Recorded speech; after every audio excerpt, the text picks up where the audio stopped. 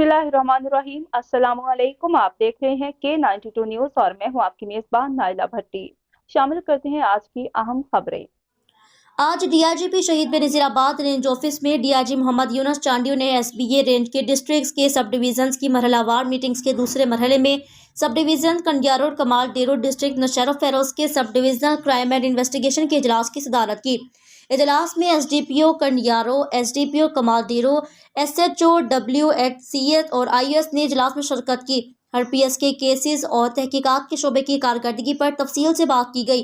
DIG शहीद बेनज़ीराबाद ने हदायत जारी की कि कत्ल के मुकदमात में मुलव्विस मुलजिमान की गिरफ्तारी को यकीनी बनाया जाए, मसरूका माल की बाजियाबी यकीनी बनाई जाए, तमाम गैर ट्रेस शुदा केसों को दोबारा खोलने और 15 दिन के अंदर पेशरफ शेयर करने की भी हदायत की।